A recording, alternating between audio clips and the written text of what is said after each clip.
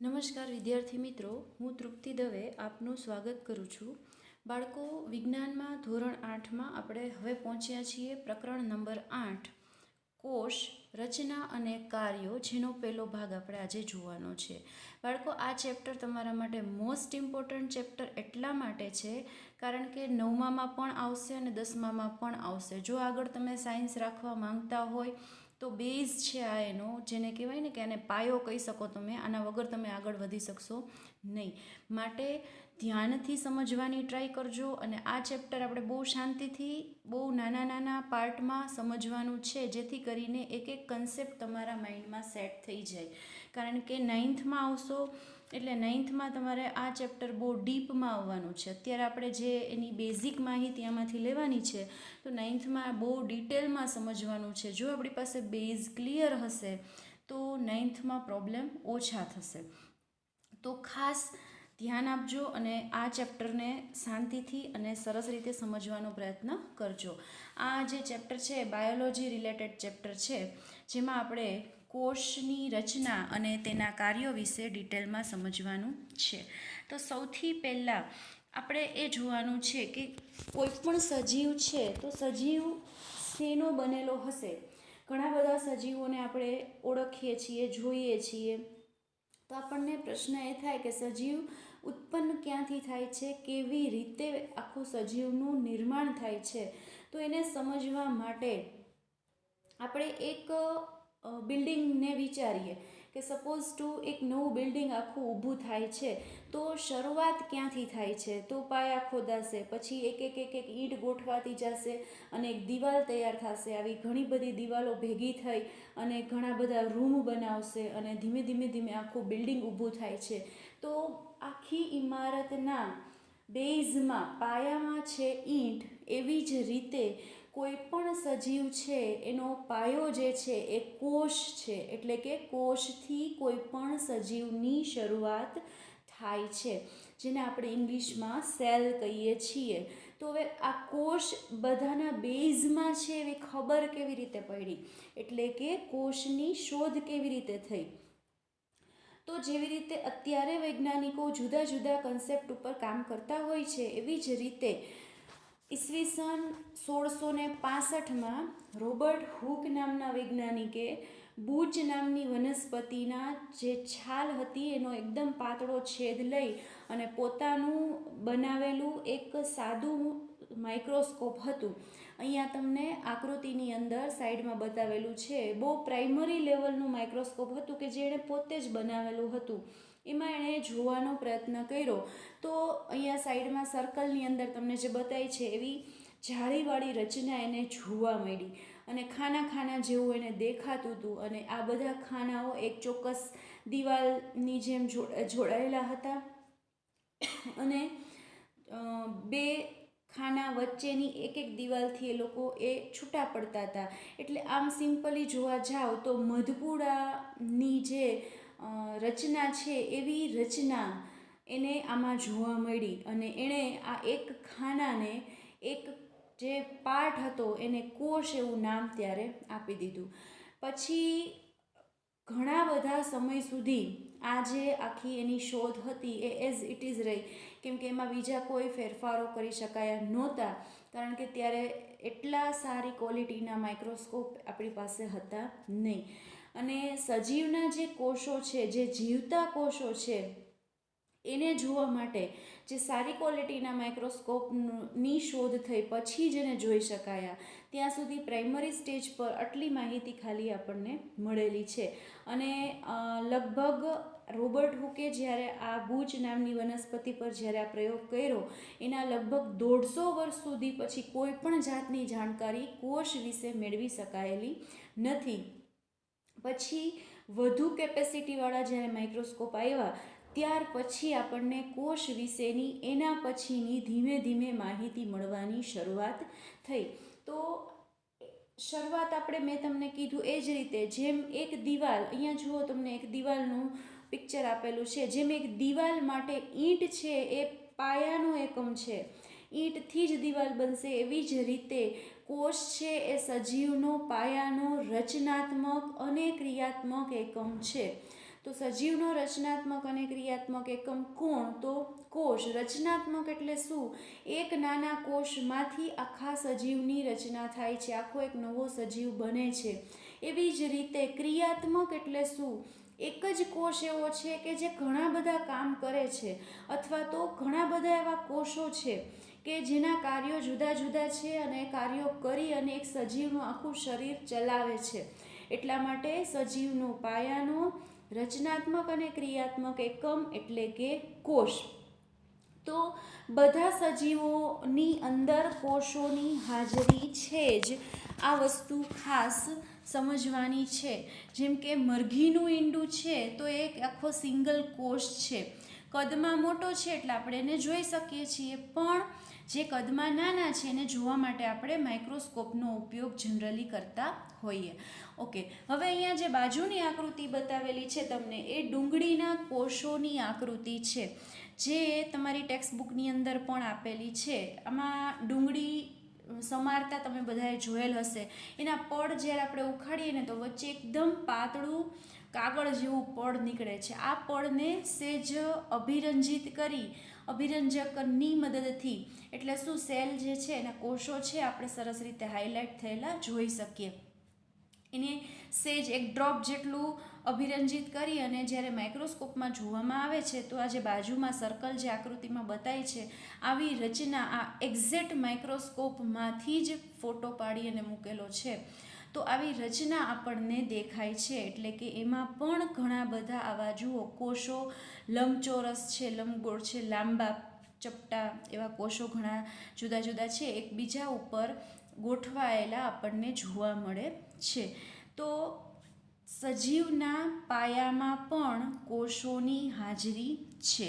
હવે આપણે જોવાનું છે કે સજીવોમાં કોષોની સંખ્યા, એનો આકાર અને કદ, આમાં શું ચેન્જીસ હોય છે. તો જેવી રીતે કોષો વિશેની માહિતીઓ મળતી ગઈ, જેવી રીતે એનો આગળ જતા અભ્યાસ થતો ગયો, એમ ધીમે ધીમે ધીમે કોષોની વધુ ડિટેલમાં માહિતી મળવાની ચાલુ થઈ. હવે આપણે અસંખ્ય સજીવો છીએ, એમાં ખાલી મનુષ્યની વાત નથી, પ્રાણીઓ છે, જીવજંતુઓ છે, ઇન્સેક્ટ્સ છે, વનસ્પતિ છે, આ બધા સજીવો છે. બધાના આકાર જુદા જુદા છે, બધાના કદ જુદા જુદા છે, એ લોકોના જે અંગોનો આકાર છે, કદ છે, એ પ્રમાણે એમાં કોષોની સંખ્યા પણ જુદી જુદી હોય છે. એટલે કોષોની સંખ્યાનો આધાર જે તે સજીવના આકાર અને એના કદ ઉપર આધારિત હોય છે. બહુ મોટું વૃક્ષ હોય તો એમાં ઘણા બધા કોષો હોય છે, હાથી છે તો એમાં ઘણા બધા કોષો હોય છે. તો આવી રીતે આપણે એવું વિચારી શકીએ કે જો જેટલો આકાર મોટો એટલી કોષોની સંખ્યા વધારે હોય છે, નંબર ઓફ સેલ્સ વધારે હોય છે. પણ એનો મિનિંગ એવો નથી કે હાથીમાં મોટા મોટા કોષો હોય ને કીડીમાં નાના નાના કોષો હોય, એવું હોતું નથી. એ એના કાર્ય ઉપર આધારિત છે કે એને કયું કામ કરવાનું છે એ પ્રમાણે કોષ એની અંદર હોય છે. એટલે કોઈ પણ સજીવના આકાર અને કદના આધારે કોષોની સંખ્યા હોઈ શકે, નંબર ઓફ સેલ હોઈ શકે, પણ એનો આકાર નાનો હોવો કે મોટો હોવો એ સજીવના કદ ઉપર આધારિત નથી, એ એના કાર્ય ઉપર આધારિત હોય છે. આપણા શરીરની અંદર ઘણા બધા કોષો આવેલા છે. એવું માનવામાં આવે છે કે એક સંપૂર્ણ જે મનુષ્યનું શરીર છે એની અંદર 10ની ઉપર 18 ઘાત જેટલા, એટલે કે 10ની પાછળ 18 ઝીરો લગાડો અને જે નંબર થાય એટલા કોષો એક મનુષ્યના શરીરમાં આવેલા છે. તો જે સજીવોના શરીરમાં એક કરતાં વધારે કોષો આવેલા હોય, મીન્સ કે જુદા જુદા કામ માટે જુદા જુદા કોષો હોય, એવી રીતે એક કરતાં વધારે કોષો આવેલા હોય તો એને બહુકોષીય સજીવ કહેવાય છે. જેમ હમણાં આપણે એવું કીધું કે મરઘીનું ઈંડું છે એ એક જ કોષ છે, તો એ એક કોષ છે, પણ મરઘી છે એ પાછી બહુકોષીય છે, કારણ કે એના શરીરમાં કોષો ઘણા બધા, એક કરતાં વધારે આવેલા છે, તો એ બહુકોષીય કહેવાય. તો આપણે બે પ્રકારો પાડ્યા, કોષના આધારે સજીવોના એકકોષીય સજીવ અને બહુકોષીય સજીવ, જેમાં એકકોષીય સજીવ એટલે જે માત્ર એક જ કોષ ધરાવતા હોય એવા સજીવને એકકોષીય સજીવ કહેવાય. એનું જે જીવન છે એ એક જ કોષમાં કાર્ય બધું થતું હોય, જન્મ, મૃત્યુ, ખાવાનું પીવાનું બધું એક જ કોષમાં થતું હોય. અહીંયા જુઓ, તમને થોડાક એના એક્ઝામ્પલ્સ આપેલા છે. ડાબી બાજુ પર ચપ્પલના તળિયા જેવો આકાર છે પેરામિશિયમનો, માઉસ જેવો આકાર છે ક્લેમિડોમોનાસ છે, અને અનિયમિત આકાર છે એ છે અમીબા. તો આ બધા એક કોષી સજીવો છે કે જે સજીવ છે જ, પણ એનું આખું જીવન એક જ કોષની અંદર પૂરું થાય છે. મીન્સ કે એની જે કાર્ય પદ્ધતિ છે એ એક સિંગલ કોષ જ કરે છે. જ્યારે બાજુમાં બીજા સેલ્સ આપેલા છે જે ખાસ કરીને મનુષ્યની અંદર જોવા મળે છે, જેમાં રક્તકણો છે, શ્વેતકણો છે, ચેતા કોષ છે. તો આ જે બધા છે એ મનુષ્યના શરીરમાં જોવા મળે છે. તો આ બધા અલગ અલગ કામ માટે અલગ અલગ કોષો હોય છે, પણ કોઈ પણ સજીવ છે એનું જીવન એક જ કોષમાંથી જ શરૂ થાય છે. એ મનુષ્ય હોય, પ્રાણી હોય, વનસ્પતિ હોય કે જીવજંતુ હોય, એક સિંગલ કોષમાંથી એના જીવનની શરૂઆત થાય છે અને પછી આગળ જતા કોષો એકમાંથી ઘણા બધા કોષો બની અને એ જે તે સજીવનું નિર્માણ કરતા હોય છે. તો આપણે એક કોષીય સજીવમાં અમીબા અને પેરામિશિયમ આ બે જોયા. હવે અમીબા જે છે, આપણે 7મા ધોરણમાં પણ જોઈ ગયા છે અમીબા વિશે, કે પોતે ખોરાક લે છે, પાચન કરે, શ્વસન, ઉત્સર્જન, પોતાની વૃદ્ધિ કરે, પ્રજનન કરે, મીન્સ કે પોતાના જેવો નવો સજીવ ઉત્પન્ન કરે છે. તો બધું એ એકલો જ કરે છે. જ્યારે બહુકોષી સજીવો હોય ને, તો આ બધા કામ માટે જુદા જુદા કોષોનો સમૂહ જુદું જુદું કામ કરતો હોય. જે કોષોનો સમૂહ પાચનની ક્રિયા સાથે સંકળાયેલો છે ને એ શ્વસનની ક્રિયા નહીં કરે. જે શ્વસનની ક્રિયા સાથે સંકળાયેલો છે એ ઉત્સર્જનની ક્રિયા નહીં કરે.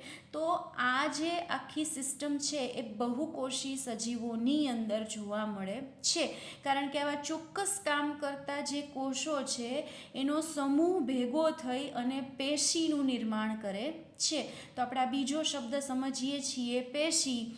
તમારે 9મા ધોરણની અંદર 2 ચેપ્ટર પાછા રિપીટ થવાના છે, કોષ આખું ડિટેલમાં અને પેશી આખી ડિટેલમાં.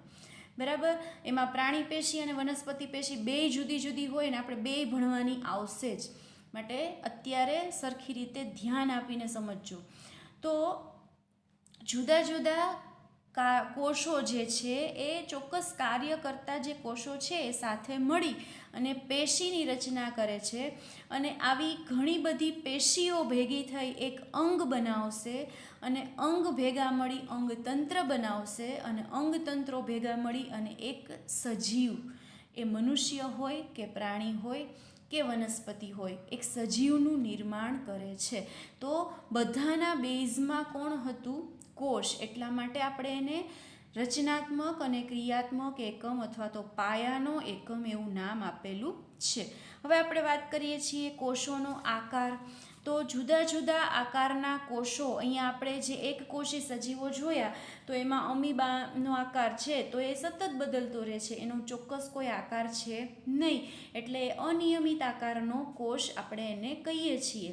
કારણ કે એને જે બાજુ ખોરાક મળશે એ બાજુ એના ખોટા પગને લાંબા કરશે અને એ બાજુએ એનો શેપ ચેન્જ કરી નાખશે, એટલે આપણે એને અનિયમિત આકારના કહેશું. પછી પેરામિશિયમ છે તો એનો આકાર ફિક્સ છે, આપણા ચપ્પલનું તળિયું હોય એવો આકાર એનો છે. પછી ક્લેમિડોમોનાસ, જુઓ માઉસ જેવી પેટર્ન દેખાય છે, કમ્પ્યુટરનું માઉસ હોય એવી, તો એ ક્લેમિડોમોનાસ છે. તો આ બધાના આકાર ચોક્કસ હોય છે, અમુકના અનિયમિત હોય છે. પછી જમણી બાજુ જે જુદા જુદા કોષો આપેલા છે એમાં જુઓ, સૌથી ઉપર ગોળ આકારમાં 5 જુદા કોષ છે, બ્લડ સેલ એવું લખેલું છે, એટલે કે રક્તકણો અથવા તો રક્તકણમાં રહેલા જે કોષો છે એ. તો એનો આકાર ગોળ હોય છે, અનિયમિત હોય છે. પછી સ્મૂધ મસલ સેલ, સ્નાયુઓ જે છે, આપણા સ્નાયુના જે કોષો છે એ છે, તો એનો આકાર તમે જુઓ ચપટા અને અણીદાર છે. પછી ફેટ સેલ, ચરબીના જે કણો છે, ચરબીના જે કોષો છે એ જુઓ તો રિંગ જેવા આકારના છે. પછી ઓવ્યુમ, સ્પર્મ, આ બધાના આકાર તમે જુઓ જુદા જુદા છે. નવ સેલ એટલે કે ચેતાકોષનો આકાર જુઓ તમે થોડો ડિફરન્ટ છે બધાથી. અને તમારી ટેક્સ્ટબુકની અંદર ખાલી રક્તકણ, પછી સ્નાયુકોષો અને ચેતાકોષ 3ના આકાર આપેલા છે. એટલે આપણે સમજવાનું છે કે કોષો છે એ જુદા જુદા આકારના હોય છે. એમાં ગોળ પણ હોય, ચપટા, લાંબા. અમુક કોષો એટલા લાંબા હોય છે કે જેના બંને છેડા અણીવાળા હોય છે, તો એને ત્રાક આકાર પણ આપણે કહીએ છીએ.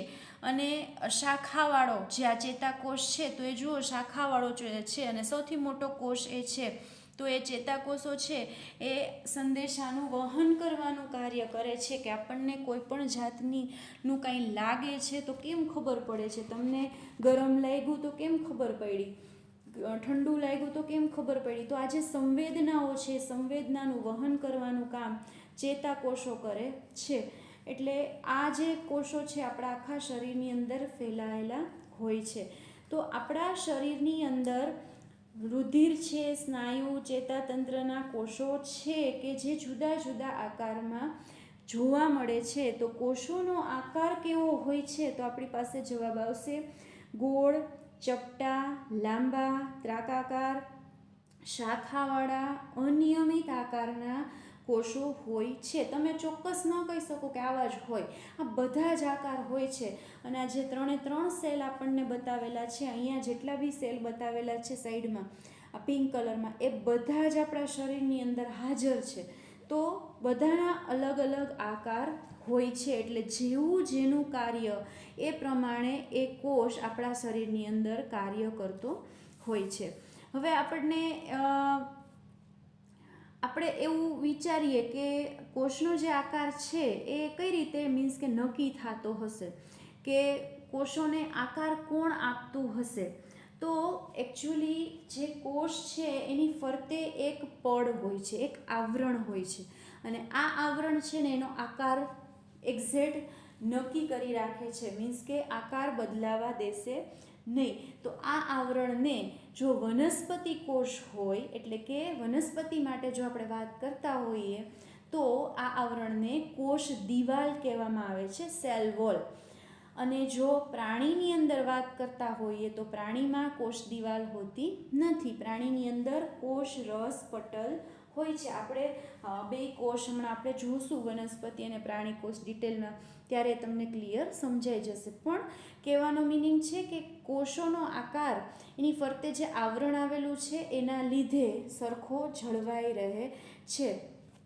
તો આજે આપણે કયા કયા ટોપિક જોયા. સૌથી પહેલું તો કોષની શોધ, પછી કોષ એટલે શું, પછી કોષોની સંખ્યા, આકાર, અને હવે આપણે જોવાનું છે કોષનું કદ, કે એનું કદ કઈ કઈ સાઇઝના કોષ હોય છે. તો મેં તમને પહેલાં કીધું કે મરઘીનું ઈંડું છે એ એક સિંગલ કોષ છે જેને તમે જોઈ શકો છો. પણ આપણા શરીરનો નાનામાં નાના કોષને આપણે જોઈ શકતા નથી. તમે અમીબાને જોઈ શકતા નથી, એના માટે આપણે માઇક્રોસ્કોપની જરૂર પડે છે. તો એટલી નાની સાઇઝ હોય છે કે જેના માટે આપણે માઇક્રોસ્કોપની જરૂર પડે, અને એટલી મોટી સાઇઝ પણ હોય છે કોષની કે જે આપણે જોઈ શકીએ છીએ. તો કોષોનું કદ છે એ માઇક્રોમીટરથી નાનું હોઈ શકે અને સેન્ટીમીટરથી મોટું પણ હોઈ શકે છે. સૌથી નાનામાં નાનો જે કોષ છે એનું કદ 0.1 થી 0.5 માઇક્રોમીટર છે. માઇક્રોમીટર એટલે 10⁻⁻⁶ મીન્સ કે 1 મીટર છે એનો 10 લાખમો ભાગ, જેને કહેવામાં આવે છે માઇક્રોમીટર. તો સૌથી નાના કોષનું કદ છે 0.1 થી 0.5 માઇક્રોમીટર, જે એક બેક્ટેરિયાનો કોષ છે. અને સૌથી મોટો કોષ છે શાહમૃગનું ઈંડું, જેને આપણે જોઈ શકીએ છીએ. એનું કદ 170 મિલીમીટર બાય 130 મિલીમીટર હોય છે. એટલે કોષોના કદમાં પણ વેરિએશન હોય છે. અમુક એવા છે કે જેને આપણે નરી આંખે ન જોઈ શકીએ, અને અમુક એવા છે કે જેને આપણે નરી આંખે જોઈ શકીએ છીએ. એટલે એમાં પણ જે તે સજીવ સાથે સંકળાયેલ હોય, જે તે કાર્ય સાથે સંકળાયેલ હોય, એ પ્રમાણે એના કદમાં એની સાઇઝ હોય છે. તો સૌથી નાના કોષનું કદ છે 0.1 થી 0.5 માઇક્રોમીટર અને સૌથી મોટા કોષનું કદ છે 170 મિલીમીટર બાય 130 મિલીમીટર અને એ છે શાહમૃગનું ઈંડું. અને સૌથી નાનો જે કોષ છે એ એક બેક્ટેરિયાનો કોષ છે. તો આ રીતે કોષોનો આકાર, કોષોનું કદ, કોષની જે રચના છે આપણે આગળ સમજવાની છે અને કોષોની સંખ્યા, 3 વસ્તુ આપણે જોઈ. કોષ શું છે એ જોયું અને કોષની શોધ, આ વસ્તુ આપણે ડિટેલમાં જોઈ. હવે આપણે નેક્સ્ટ વિડીયોની અંદર કોષની રચના અને એના કાર્ય વિશે સમજવાનું છે. આ ચેપ્ટર સાથે સાથે ટેક્સ્ટબુકમાંથી રીડ કરતા જજો લાઇન ટુ લાઇન અને શક્ય હોય તો 2 વાર વિડીયો જોજો જેથી કરીને તમારો કન્સેપ્ટ ક્લિયર થઈ જાય. કારણ કે 9thમાં અગેઇન આ જ ચેપ્ટર રિપીટ થવાનું છે અને બહુ ડિટેલ સાથે થવાનું છે. એટલા માટે તો તમારી પાસે બેઝ હશે તો તમને 9thમાં પ્રોબ્લેમ નહીં થાય. તો ફરીથી મળીશું આપણે નવા વિડીયો સાથે અને નવા કન્સેપ્ટ સાથે. નમસ્કાર.